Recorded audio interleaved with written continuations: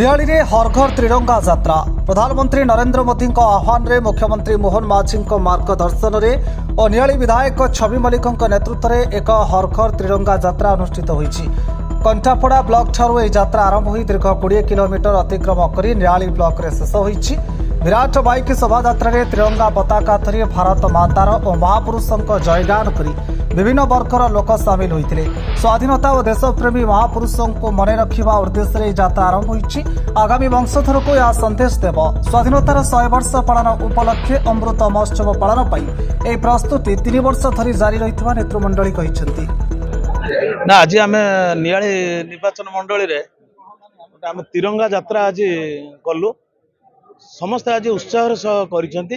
आम नियाली ब्लॉक आसिया पूर्व आम आरंभ कलु कंटापड़ा ब्लॉक रू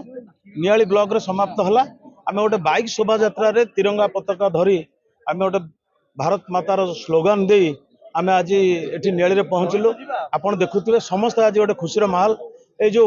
78तम जो स्वाधीनता दिवस आगामी 15 तारिख में पालन करने को जाऊँगी ता पूर्व सारा देश में आज यही अभियान चली ये जो अभियान रे समस्ते सामिल होगापी आम समस्त को निवेदन करुचु जे समस्ते आसिक 78 वर्ष स्वाधीनता दिवस जो पालन कर ये अमृत काल गोटे महोत्सव चली भारत वर्षर स्वाधीनतार 75 वर्ष पर 100 वर्ष जो हवा जाऊ जो 25 वर्ष से 25 वर्ष हूँ अमृत कालर वर्ष आरंभ समारोह आरंभ होती। तो ये समारोह रे आम विभिन्न प्रकार कार्यक्रम भी आम स्थिर करूँ तेणु लोक गोटे वार्ता जाऊ जे स्वाधीनता दिवस पर केमती आम आज निज गोड़े आम निजे ठिया होचे प्लस आम जो वीर शहीद होती स्वाधीन से वीर शहीद मान को भी आम स्मृतिचारण करुचु। आम कंटापड़ा ब्लॉक रे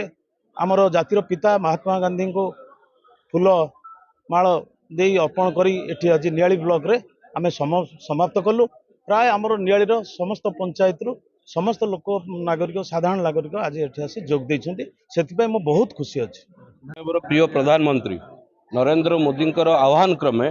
एवं आमर लोकप्रिय मुख्यमंत्री मोहन चरण माझी मार्गदर्शन में आज नियाली निर्वाचन मंडली तरफ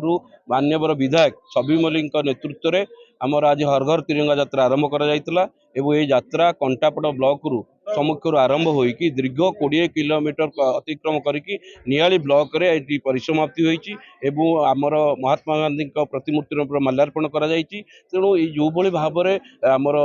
पूर्व पुरुष माने